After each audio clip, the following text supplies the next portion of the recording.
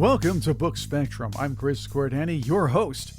On Book Spectrum, we bring you seasoned authors and new writers from various professions across the spectrum. There are many programs, television show segments, blogs, books dedicated to women's health. Well, that's a good thing. But what becomes noticeable is the relatively much smaller amount of information available about men's health, especially men in the 35 and over range. We can argue over reasons, but that's not what Book Spectrum's for. Enter my guest, Dr. Judson Brendeis. He's an MD and author of The 21st Century Man, a very important book about how we men today can become healthy and maintain ourselves. Welcome to Book Spectrum, Dr. Judson Brendeis. Oh, great. Thanks you so much, Chris, for having me on the show. I really appreciate it. Well, I'm glad to have you here because this book is interesting for men of all ages, even the younger ones, because they're going to get to be the 35 and older crowd very soon, before they know it. Medicine is an occupation of many specialties. What drew you toward the field of urology and men's health? You know, I started as a kidney transplant surgeon, and then I gravitated towards general urology. I was a pioneer of surgical robotics, a pioneer of kidney stone centers, a pioneer of MRI-guided prostate biopsies. I always like to be on the forefront of everything that I do. And about 3 years ago, I discovered rejuvenative treatments for erectile dysfunction, like shockwave therapy and platelet-rich plasma and stem cells. And I became super interested in that, and that led to a general interest in men's health. What do you think, Dr. Brandies, is the biggest health challenge facing American men today? Gosh, men are in real trouble. So 100 years ago, we really are. 100 years ago, women lived 1 year longer than men. Now women live 5 years longer than men. And the longevity of Caucasian middle-aged men in the United States is actually declining. Even before COVID, it's declining. And it's because of alcohol, opioids, and suicide. And men are half as likely to go to the doctor as women. You bring me to that old routine by the late, great comedian Alan King, who would do that every once in a while. He'd do his show and pull out an obituary paper. He'd read it, and almost every man who died would have the sentence in his obituary, which would read, survived by his wife. So he'd keep reading on everything, and it went, survived by his wife, survived by his wife, survived by his wife. While that's funny when Alan King does it, it's really not funny when it comes to men's health, now is it? It's really not funny. And there's this ethos out there that men have to take care of everyone else, their wives, their kids, their people at work, their community, and men don't know how to take care of themselves. And they teach the people around them that they don't need to be taken care of. But in the end, they really do. And in the end, being a strong man means taking care of yourself and allowing other people to help take care of you. That's not easy. We're talking about generations of men who have always considered themselves the protectors. And even our younger men, and myself as well, we like to help others, but we kind of put helping ourselves in the back. That's true, but the problem is that 40% of men have obesity, 50% of men have high blood pressure, 15% of men still smoke tobacco, 12% of men don't even have health insurance, right? So we're not doing a good job taking care of ourselves. And the 21st Century Man is an incredible resource to help you take care of yourself. It really focuses on prevention and early intervention of almost every medical problem that men are likely to get. I hear the word health, Dr. Brandeis, and I tend to hear exercise, eating right and taking care of yourself. Still, I know many like yourself see deeper meanings in the term. How do you professionally and personally define health? And I mean, below the surface description that I gave you just a moment ago.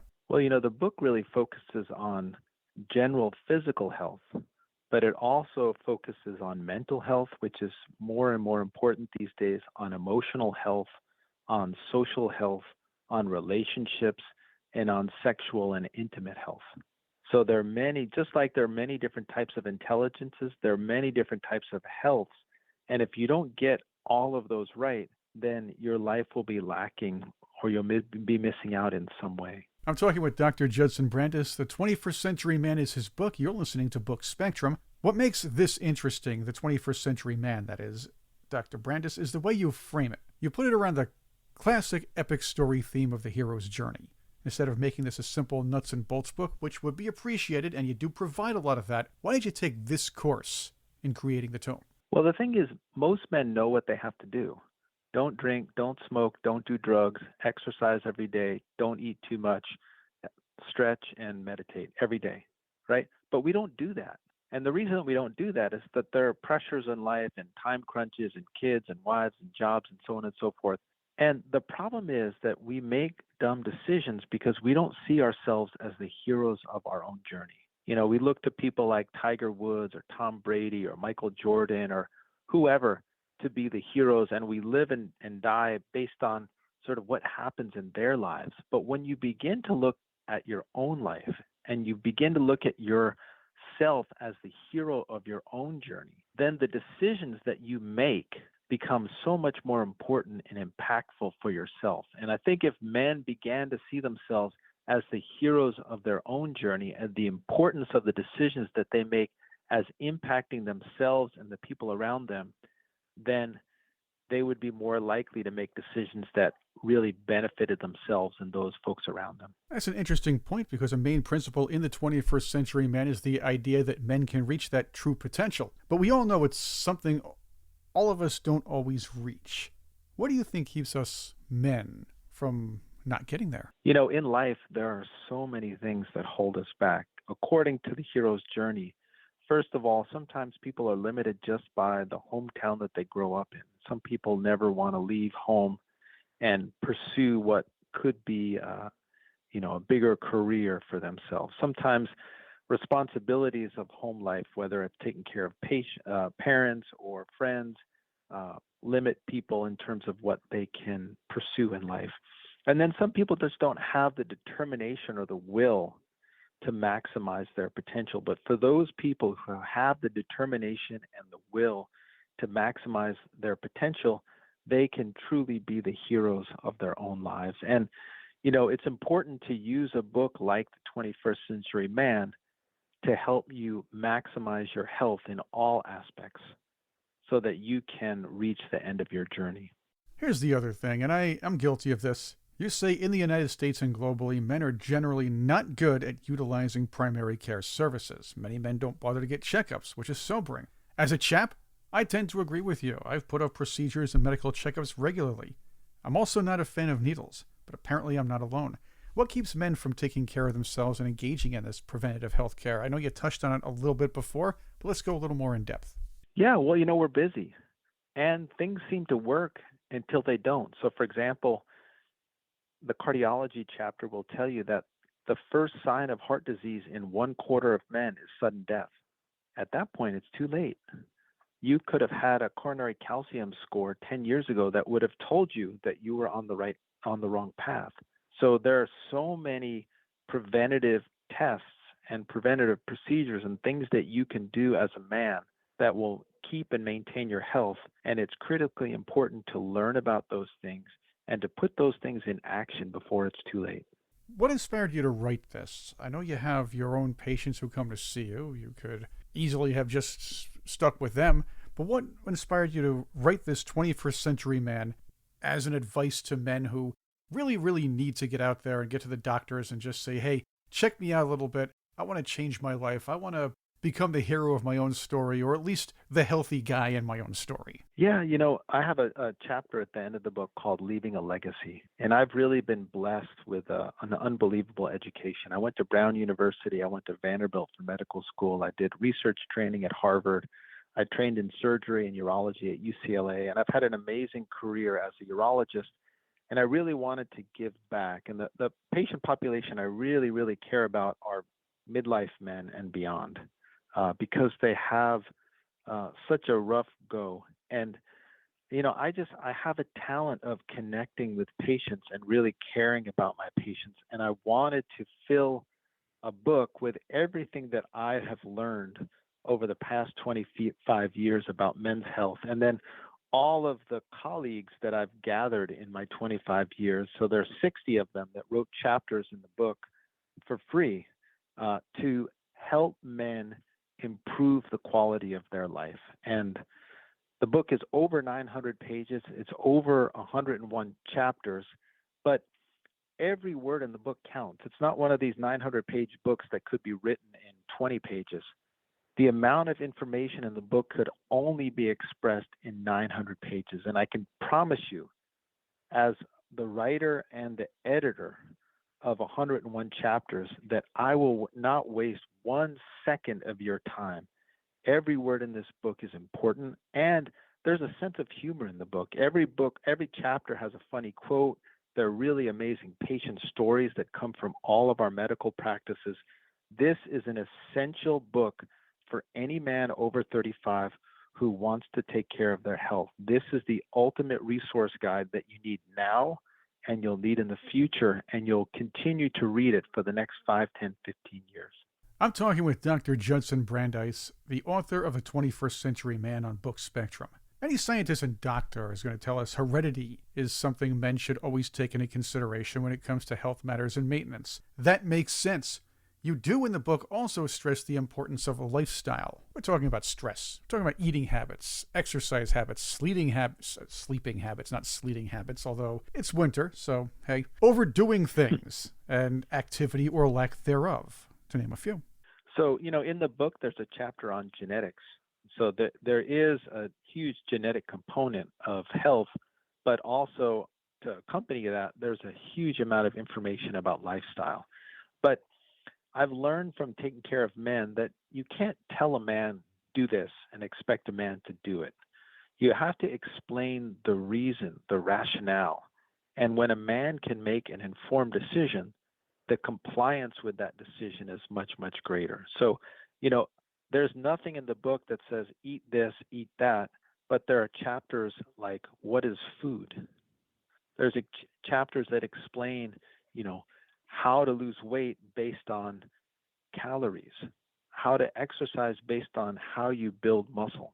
Once you understand how you build muscle or what food actually is, then you can make much more intelligent decisions. And the next time some fad diet comes down, you can actually figure out why it's a diet, whether it works, whether it doesn't work. So I'm trying to give men information rather than telling them what to do. That's understandable. Here's another monkey wrench in the whole thing when it comes to men's health. I was from that go walk it off generation when it came to getting hurt or feeling some pain. Yes, it's good for a kid when he got hit by a pitch playing baseball or falling off the bike, but in adulthood, what signs would you tell men listening that walking it off is not quite as wise as get to the doctor? Yeah, so that's a great question, and I have two responses to that. One, there's an amazing chapter written by Malcolm Johnson, who's an emergency room physician, called Stupid Things That Men Do to Get Themselves into the Emergency Room. So there's so many foolish things that we do. For example, 90% of eye injuries are preventable by wearing safety goggles. So the next time you take the Sawzall and go out to the backyard and start chopping down trees or branches, put a pair of safety goggles on. Do you really want to be that foolish guy that comes in with an eye injury that's preventable? Or going up and putting up Christmas lights. Thousands of men destroy their health by falling off ladders or falling off roofs, putting up Christmas lights or cleaning out gutters. Pay the next door neighbor kid $20 to go up on the ladder, because the book talks about the aging process. Whether we like it or not, we get older. And so when you go up a ladder when you're older, one, your balance isn't as good. Second of all, your reflexes aren't as good. Third of all, your strength isn't as good. Fourth of all, your flexibility isn't as good. So all of those contribute to the fact that men will fall off ladders in their 50s or 60s much more easily than someone in their 20s. And so being mindful of the changes that occur as we age and compensating for them and being intelligent about them is really critically important. And it's written into this book in so many different ways. And here I am when I climb up a ladder to clean gutters or do something like that or hit the roof for some reason. I arm myself, I wrap myself around a bunch of pillows. So I'm hoping that would help. But yeah. I guess maybe your ways, pillows and a helmet. Maybe I should bring the helmet along. Yeah. Definitely eye protection. I remember growing up in New York, I was a Mets fan, and the Mets had a pitcher named Bob Ojeda. He cut his finger off trimming a hedge. I mean, here's a guy that's making millions of dollars as a pitcher, but he doesn't want to pay the next door neighbor's kid $20 to trim his hedge. Don't make those kind of decisions because they could have catastrophic consequences for your health. We do kind of like doing our own trimming and gardening, though. On the other hand, I understand that, but at least it's better than that other Mets pitcher, maybe, 8 years later, Jason Isringhausen, who was playing a beer league softball game. He got angry after making an out, and he punched a block of ice and hurt his hand. Yeah, that would go into the stupid things men do to get themselves into the emergency room. Oh my. I'm sure there are a lot of stories, and if you want to add yours, comment on our Apple Podcast comment section, review section, of course, maybe our own website, bookspectrum.com. Dr. Brandeis, what 3 things can men do today to begin to take charge of their health journey? Absolutely. Well, if you buy the 21st Century Man, read the chapter on the hero's journey and understand that you are the hero of your own journey and the consequences of your decisions are yours, and learn how to make the best decision for you and your family. Learn how to eat better, learn how to exercise better, learn how to improve your relationships, learn how to improve your lifestyle. And their advice all throughout this book and all out there in the media. But the most important thing is that you actually have determination and the will to get it done. What do you hope readers will learn most from not only the information in your book, but the way you present it?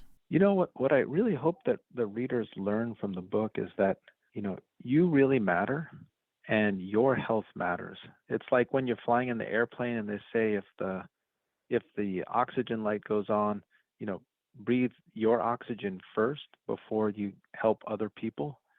We're taught to help other people, but we're not living as long as we used to. And our health isn't as good as it used to be. And so learn how to take care of yourself first, and you'll be much better off taking care of other people afterwards. Dr. Judson Brendeis, thank you very much for being here on Book Spectrum. Thank you, Chris, for having me. I really appreciate it. Once again, the title of the book is The 21st Century Man, and if you want to be a good 21st century man, or at least the hero of your own journey, check the book out, pick it up. You can find a link to it on our website, bookspectrum.com, or wherever you get your hardcover, paperback, or digital books. Thank you for listening to Book Spectrum.